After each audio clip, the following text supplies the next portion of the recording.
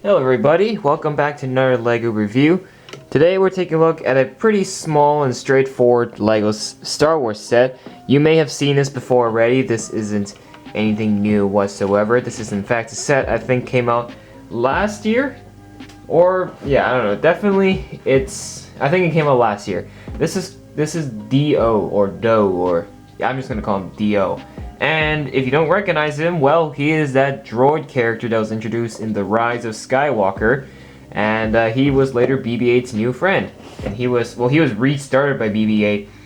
He was dead at first, and then on Skigimi, I forgot what planet it was, and then BB-8 restarted him and became friends with BB-8. So this is actually one of those buildable figures. But at the time of this recording, it is October 2020, almost November, and in November our next buildable figure that you'll get to see will be the child, aka Baby Yoda. For now, we're just gonna get the other buildable figures. Now before Dio here has other predecessors of the buildable figures, one of them being BB-8, which I have, so I will show you the size comparison in a bit. And the other one being the big version of Grandmaster Yoda. So, this isn't new, but it is nice to see that LEGO has did a nice buildable figure version of this character. So, without further ado, let's dive right into it and let's take a look. Here is the box. So when you first look at this box, it may look like a big set, but let me just tell you in advance, it is not that big. It's actually enlarged on the photo to make it look bigger. It's actually a chip bag analysis. You know, like the big chip bags, only half of it is actually filled with actual chips. It's like that. So don't be intimidated by the size of the box, like, oh my goodness, this is probably a big guy. Well, actually it's not. But he is $100, so I will say that. So do keep in mind of the price. So set 75278 with 519 pieces, and this is released in 2019, as you can see with the Lego Kylo Ren right up there. Here is the back of the box, showing you his measurements and all his gear mechanisms, but which of course we'll look into shortly. So that is it for the box. It's just a box, nothing too interesting for the box. You know what's more interesting? What's inside the box? Let's first start by acknowledging the size of him. He's actually not that big. When I first saw these set images of this guy, I really thought, wow, he's actually like Yoda size, but he's actually not that big. In fact, in the bag, like in the box, when you open this set, you literally get 4 bags. That is it. Compared to like BB-8, where you got, I believe it was 8 or 10 bags, but definitely this one took no time at all to build. I finished it like under half an hour. It was a pretty quick build. So there's not a lot of, it looks like a lot of pieces, but a lot of these pieces are actually pretty big, huge pieces.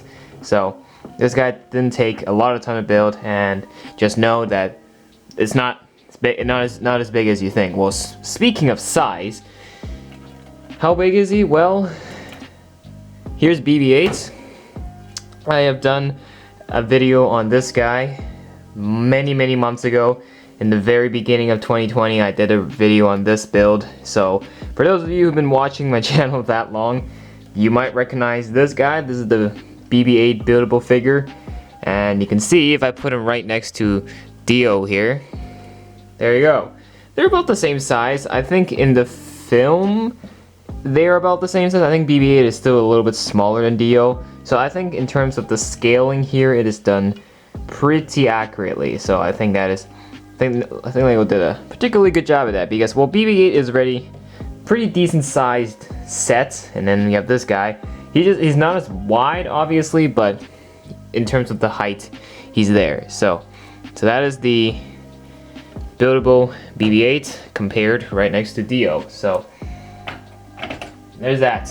Again, if you want to see the video for BB-8, be sure to, check it out. Anyways, so what I say, well, this definitely would be something cool to be putting on the shelves, but in terms of playability, this guy unfortunately cannot be rolled. Some people's first impression of this set was just like the actual character in The Rise of Skywalker, this wheel can rotate.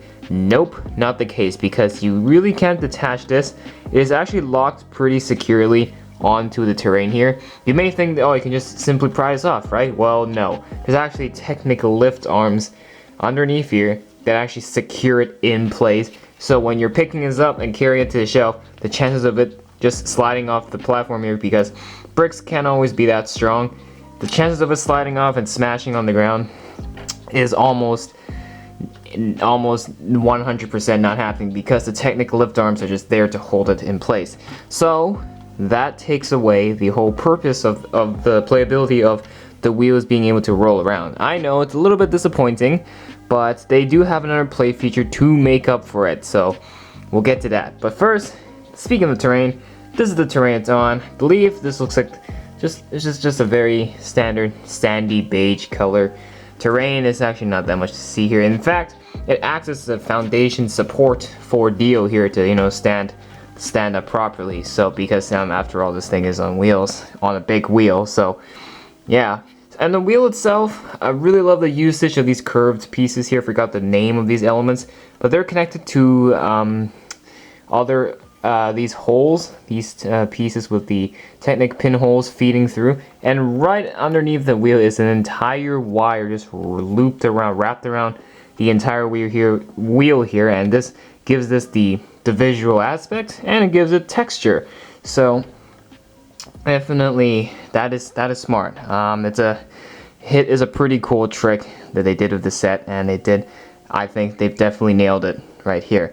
Now unfortunately it doesn't look as pretty on this side. I think this side looks kind of rough and a little bit sketchy and a little bit off, so I kind of wish this side was kind of fixed up a little more, just a little more details, you know, to make the set overall a much better set, you know what I'm saying? So you probably noticed that there is a bunch of wires.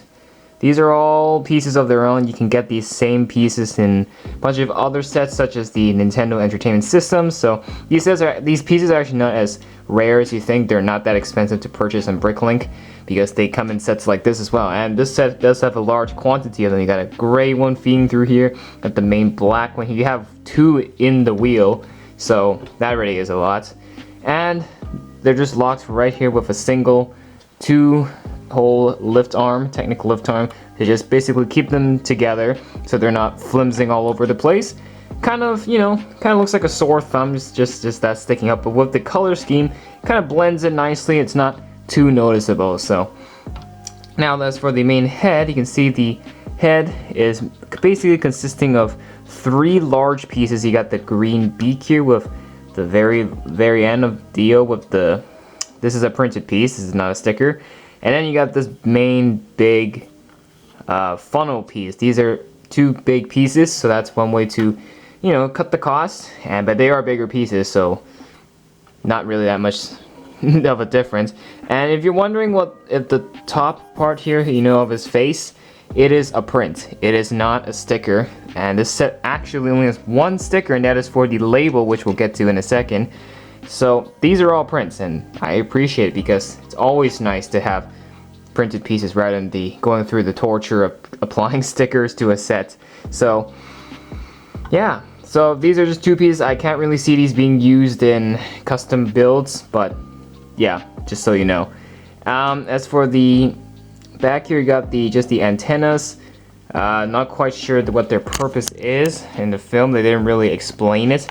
I mean, his speech is pretty muffled, and Dio is voiced by J.J. Abrams himself, so just a fun fact out there.